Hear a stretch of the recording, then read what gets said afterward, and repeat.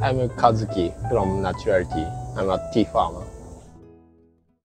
Yo, aujourd'hui je vais vous parler de l'endroit où j'ai réalisé mon stage, puisque lors de mon stage, je n'ai pas pu faire de vidéo tout simplement parce que je préférais me concentrer sur le travail que j'avais à effectuer, que ce soit pour Naturality ou tout simplement scolairement parlant. Mais maintenant que je suis de retour en France, je peux me concentrer pleinement sur les vidéos à réaliser et on commence maintenant.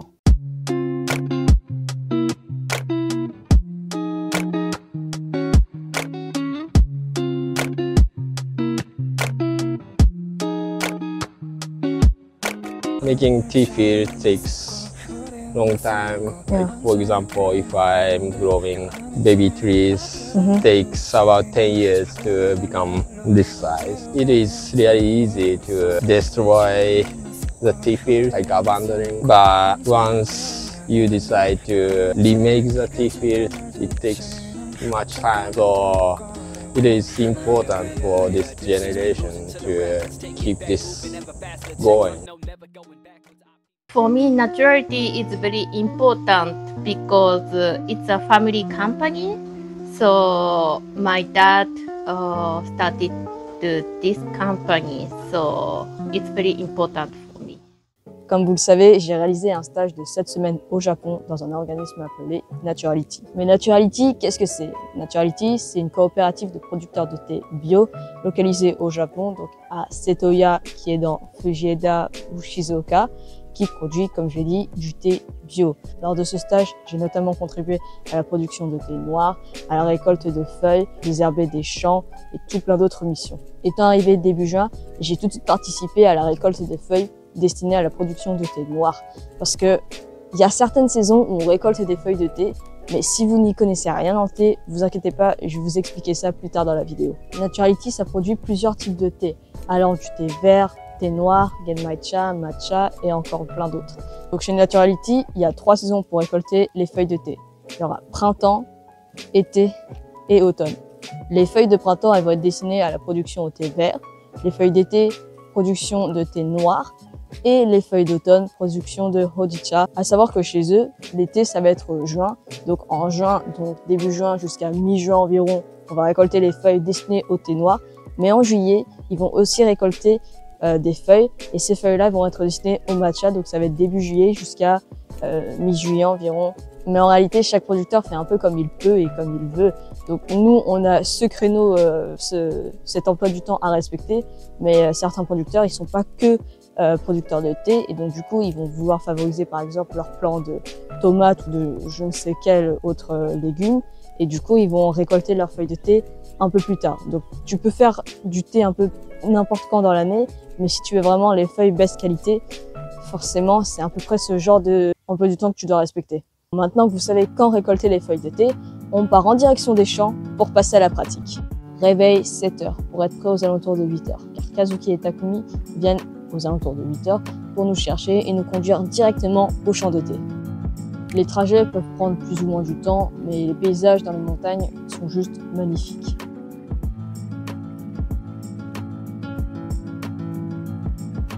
Et sur certains champs, on peut même apercevoir Fujisan.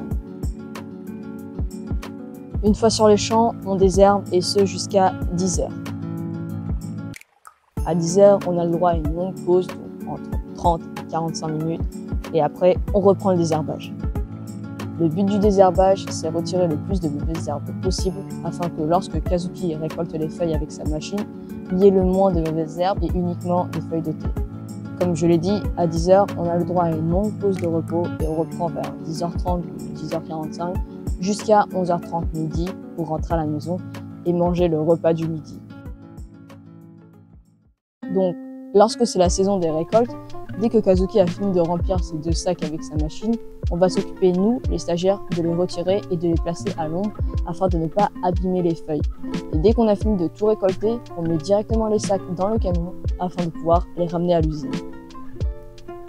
Mais lorsqu'on récolte les feuilles dédiées à la production de thé noir, on va juste avant de manger à l'usine de thé noir qui est juste à côté de où on va manger. et on sort les feuilles des sacs pour les mettre sur une plaque ventilée afin de laisser les feuilles se dessécher et enlever le surplus d'humidité. C'est ce qu'on appelle le dépérissement. C'est la première étape du traitement des feuilles de thé afin de produire du thé noir. Working at tea fields and making good raw leaf is first step. If the raw leaf is bad, no matter how I process, outcome will be bad. Also, the processing is important. Even if I have good tea leaf, I screw up at process, it will be bad too. So every step is very important. Et maintenant, c'est l'heure de manger. Et vous inquiétez pas que l'heure de manger, l'heure du midi, l'heure du soir, le repas que Michiyo-san vous prépare, c'est un délice. Les repas sont tous aussi délicieux les uns des autres. Et non mais, regardez-moi cette dinguerie.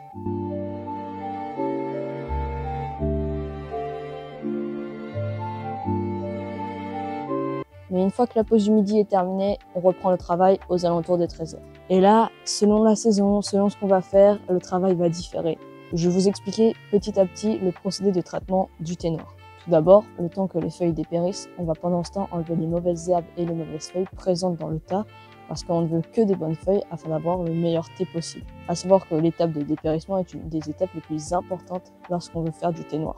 Une fois que Kazuki juge que les feuilles ont assez dépéri, on va passer à la seconde étape qui est le roulage. Là, c'est une machine qui va s'occuper de tout. La seule chose qu'on a à faire, c'est remettre les feuilles vers le centre afin que tout puisse être roulé de manière plus ou moins uniforme. Ainsi, lors de cette étape, on va appliquer une pression aux feuilles pendant 10 minutes, puis retirer cette pression pendant 5 minutes et répéter le schéma ainsi de suite. Et donc on va refaire ça jusqu'à ce que Kazuki juge que les feuilles ont été assez roulées. Une fois cette étape passée, on met les feuilles dans des paniers et on les laisse reposer pendant 2 heures afin de laisser les feuilles s'oxyder. Le roulage fait précédemment a pour but d'abîmer entre guillemets les feuilles afin de faciliter l'oxydation de celles-ci et ainsi développer leurs arômes. Et une fois les 2 heures passées, les feuilles ont bien eu le temps de s'oxyder et libérer leurs arômes. C'est donc le moment de les sécher à l'aide de ces grosses machines. Lors du séchage, on n'a rien à faire, il suffit juste d'attendre. De temps en temps, Kazuki va checker la température des sécheurs et l'état des feuilles, mais en tant que stagiaire, nous, on n'a vraiment rien à faire. C'est pourquoi cette étape, elle va souvent être faite le soir ou la nuit. Tout ce que je viens de vous expliquer, ça se fait en une après-midi. Enfin, ça dépend de la quantité de thé amenée, mais souvent on fait ça, oui, en une après-midi. C'est assez rapide en soi, mais c'est que pour faire du thé noir. Tout ça, ça va se faire uniquement durant le mois de juin. Des fois, ça peut empiéter sur le mois de juillet si d'autres producteurs nous ramènent des feuilles qu'ils ont récoltées un peu plus tard. Mais ça va être uniquement fait durant l'été. Comme moi, j'ai fait mon stage de début juin jusqu'à fin juillet, j'ai pu assister à d'autres missions puisque le thé noir, ça se fait uniquement durant le mois de juin. Et comme autre mission, il a pu arriver que j'aille dans l'usine de packaging où j'ai dû faire des tâches vachement ouvrières, mais c'était nécessaire à mon stage. Il a aussi pu arriver qu'on passe juste les journées dans des champs afin de désherber puisqu'il y a toujours du désherbage à faire. Mais bon, dès qu'on arrive au mois de juillet, il y a de nouveau des récoltes de feuilles à faire et cette fois-ci, c'est pour produire du matcha. Pareil, la récolte, ça va durer environ 2 semaines. Ça commence début juillet jusqu'à mi-juillet environ. Et comme Naturality, ils n'ont pas leur propre usine afin de produire du matcha, cette fois-ci, on récolte uniquement les feuilles et ensuite, on va dans une autre usine pour donner vendre les feuilles récoltées afin que l'usine puisse traiter les feuilles et faire le matcha à notre place. Entre désherber, prendre les sacs des machines, les ranger dans les camions, faire les allers-retours entre les champs, l'usine, redescendre les sacs, mettre les feuilles de thé dans des conteneurs, faire la pesée et tout. Vous inquiétez pas que là, les journées où c'est la saison de récolte des feuilles pour le matcha, ça y va. J'ai oublié de le préciser, mais l'après-midi aussi, on a le droit à une pause. Quand on fait le traitement des feuilles pour produire du thé noir, là, la pause, ça va se faire pendant la session de roulage. Parce que durant le roulage, il n'y a pas grand-chose à faire et du coup, tu peux te reposer. Et donc souvent, on a le droit à un petit goûter. Ça se fait aux alentours de 15h et puis la journée se termine aux alentours de 17h. Et souvent, le séchage est fait après 17h. Quand on fait pour le matcha, là, les journées pouvaient être un peu plus longues. On avait certes encore le droit à une pause aux alentours de 15h ou 16h avec un petit goûter ou sinon juste tu dors et tu fais ta pause. Et après, comme on devait vraiment respecter les quotas demandés, on faisait notre maximum. Donc des fois, les journées pouvaient se terminer un peu après 17h, mais rien de bien dérangeant. C'est toujours une pause à 10h, une pause à 15h. On commence la journée aux alentours de 8h, on termine la journée aux alentours de 17h. Et si on termine de désherber un champ avant 17h, des fois, il peut arriver qu'on termine plus tôt. Et puis, s'il commence à pleuvoir un peu de manière non prévue, bah pareil, tu termines plus tôt parce que jour de pluie égale jour de repos. Mais ça, j'en parlerai plus dans une autre vidéo. Et donc, une fois le travail terminé, donc aux alentours de 17 h, on rentre à la maison. Donc pareil, Kazuki nous ramène à la maison et le repas est prêt aux alentours de 19 h. Donc entre 17 h et 19 h, c'est chill, relax. Et souvent, c'est le moment de prendre une bonne douche parce que tu pues, tu transpires, tu sues, tu pues. Tu prends ta douche et t'es content. Et donc, une fois qu'on a fini de prendre le repas, donc, je sais pas, vers 20 h, 21 h, peut-être des fois, quoi de mieux que d'aller au Family Mart pour se prendre une collation du soir et faire une bonne balade du soir, une bonne balade digestive. Ne vous inquiétez pas que le soir, la petite balade digestive, elle fait toujours du bien avec une température. Et une fois la balade digestive du Family Mart, il est temps d'aller se coucher et être ready pour la journée d'après. Of course, now many people come with passion, with tea. So I hope in the future, as a volunteer, come here with passion. Lors de cette vidéo, je vous ai surtout présenté le travail que j'ai réalisé au sein de Naturalité. Mais ne vous inquiétez pas qu'il y aura d'autres vidéos sur cette expérience que j'ai eue au Japon. Moi, comme vous pouvez le voir, j'ai surkiffé cette expérience.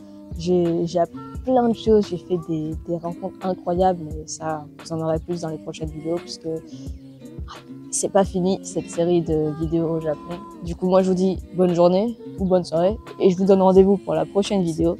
Allez, bye! So one thing I can do is having people here and let them experience what it is to make something.